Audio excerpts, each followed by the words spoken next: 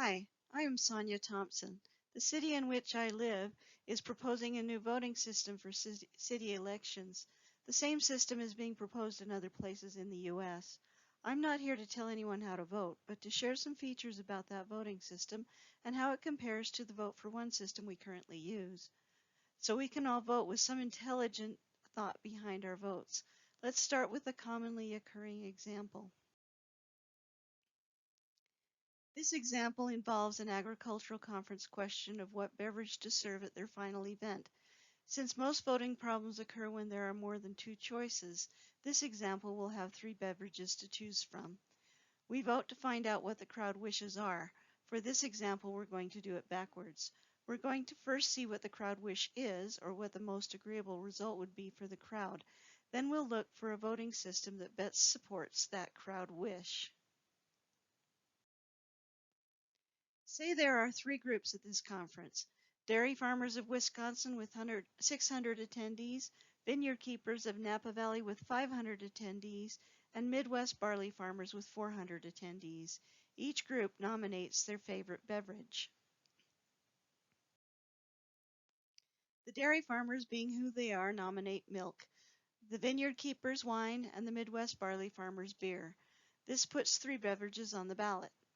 Now we'll see what no one knows, which is what each group thinks of each other's nominations.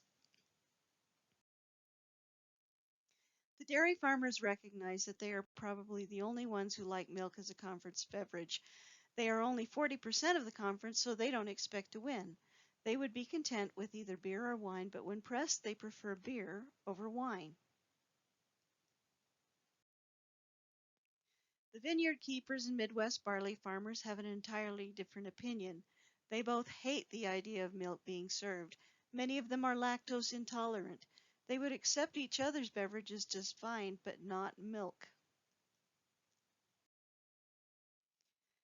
It's obvious at this point that the preference pattern of the dairy farmers is quite different from the other groups. They would be content no matter what beverage is chosen, while the other groups would be upset if milk is chosen. This kind of apples to oranges difference often exists in elections of every kind, and I'll tell you straight up, there is no voting system that can handle it. We know it exists, but don't know what to do about it. Okay, so let's compare the beverages pairwise. That is, we'll look at how a vote would turn out if only two beverages at a time were placed on a ballot. We'll look separately at milk and wine, milk and beer, and finally wine and beer. If milk and wine are compared, 600 would vote for milk and everyone else, 900 of them, for wine. So we see a ratio of 6 to 9 here. The same thing happens to milk and beer. Milk would lose against either of them. So the real decision maker is between wine and beer. Only 500 would vote for wine, and everyone else, 1,000 of them, would vote for beer.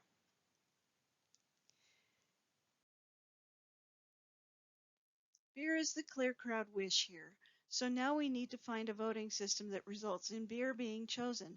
For the purpose of this presentation, there are only three systems we need to understand for the upcoming November vote, so we'll only consider those three, which I'll explain as we go. Let's start with the vote for one system, which is the one we currently use. Basically, everyone votes for one candidate and the highest score wins. I've circled beer to remind us of the crowd wish. In this vote, we see that the dairy farmers, being the largest group, cast the most votes for milk, and milk wins. Does it honor the crowd wish? No, and the worst possible choice was selected. 60% of the conference is mad about this result. Vote for one doesn't always produce this result, but anytime there are more than two candidates, it can happen. So now let's try a runoff election. In a runoff election, everyone votes for one candidate, just as we normally do. But instead of identifying a winner, a loser is identified and dropped from the race. Then everyone votes for one again, and the process repeats until there is a winner. So let's see what happens. The only group that votes for beer is the Midwest barley farmers, who have the fewest attendees. Beer loses. It's unfortunate when the crowd wish is dropped in the first round, so we won't continue to the second round in this example. Now we'll try a ranked choice vote. In a ranked choice vote, each voter ranks the candidates in order of their preference. Their first choice would get the most points, and their last choice would get 0. Preferences between would get a range of points based on their place in the ranking. For the purpose of this example, we're going to give 2 points to each first choice, 1 point to each second choice, and 0 points to the third choice. Let's see how the groups vote. Dairy farmers at 600 attendees give 1,200 points to milk and 600 points to beer. Vineyard keepers at 500 attendees give 1,000 points to wine and 500 to beer. Midwest barley farmers at 400 attendees give 800 points to beer and 400 points to wine. Milk gets 1,200 points, wine 1,400, and beer 1,900. Finally, beer wins and the crowd wish is honored. By the way, this ability to expose the crowd wish or the most agreeable choice is the top feature of a ranked choice vote. Let's recap what just happened here. Vote for one in this example produced a disagreeable win. A runoff vote produces an agreeable win, but not the most agreeable. Only the ranked choice vote produces the most agreeable result, which it was built to do. So let's start to build a table from what we know of these voting systems so far. Our first column is about whether the voting system produces the most agreeable result. As we've seen, ranked choice is the only one that does. So let's look at the kinds of problems that ranked choice voting might have.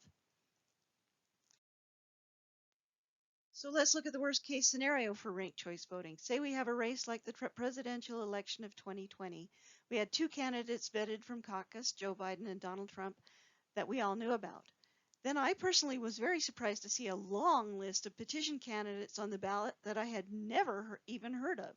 They certainly skipped the vetting process, which results in every candidate looking bad. So we have an obvious apples to oranges thing going on. Let's say there are 18 unvetted candidates. That's about 20 candidates to rank. And what does that look like on a ballot? In 2020, under the Vote for One systems, these candidates took up 1 column on a 3-column ballot page. If we had to rank them, it would take a full page for presentation. In order to rank them intelligently, voters would have to follow all the candidates during campaign season, but voters are usually unaware of all the candidates before they open their ballots to vote. Too late to catch up. Then I don't know about you, but in this race, I would put my top choice in first place, probably getting 19 points. No way would I put his competitors in second place for anything close to the same kinds of points, and I would never vote for anyone I didn't know anything about. Like me, most voters would likely vote for only their top candidate and leave the rest blank. This race would collapse to an expensive vote for one. In all fairness, most races aren't this bad, but the pattern is clear. The more candidates, the more difficult ranked choice voting gets. I think anything above 3 or 4 candidates starts to get wieldy for most people. For under 3 candidates, which happens often, ranked choice voting is meaningless. This brings up the question of complexity. Some of us have the capacity and time to analyze and track and rank large numbers of candidates, but many of us come with other talents. Some of us are born with limitations, others acquired them along the way. Some of us have families and we value our time with them. Even the young and bright eventually succumb to age and the loss of mental acuity. How difficult can an election be before we discriminate against many citizens and our future selves? There's something to be said for simplicity. So much so that I'm going to add another column in our table for how simple a system is for voters to use. Vote for one is as simple as it gets. A runoff vote is also a vote for one, but it has to be run many times, so it adds complexity. Ranked choice, as we have seen, becomes more complex as the number of candidates increase. And there's one more concern I have for a voting system, compatibility. At the moment, all of our voting jurisdictions, state, federal, county, and so on, use the vote for one system. If one of the jurisdictions, say a city, votes in a different way, say ranked choice, it can cause confusion for voters, especially if the city votes on the same ballot as the other jurisdictions. Even if they vote at a different time of year, voters still must change their thinking for different elections, and many will have trouble adjusting. So let's add a column to our table for being able to vote in a compatible way across jurisdictions. Vote for one is the current system, so yes, there. Runoff is a vote for one system, even if it's run many times, so yes there. Ranked choice is something entirely different because voters rank candidates, essentially voting for many in a given order, so no there. And we'll note that it can be expensive and likely to collapse to a vote for one when there are many candidates. Now that we can see some important characteristics of these three voting systems, let's turn our attention to the proposed voting system and we'll evaluate it as our last row in this table. Here are the official statements about this newly proposed system. The first statement shows that they are calling it ranked choice voting, but it's also referred to as instant runoff voting as stated in the Rocky Mountain Collegian. Well, I was a little confused about what it is at this point. Is it a runoff or a ranked choice system? So I went to the website promoting this voting system and found the second description.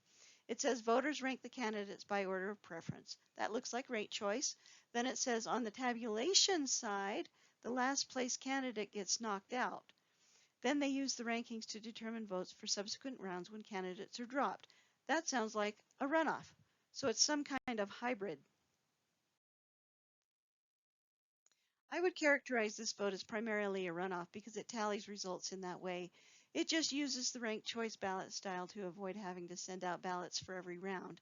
In doing this, it also prohibits voters from having a chance to change their mind between rounds. There is an argument out there about exhausted ballots in this proposed system, so I'll describe the phenomenon here. Say there is a race of 5 candidates, A, B, C, D, and E, on a ranked choice ballot, and a voter only votes for, say, candidate A, and then abstains from voting any other candidate.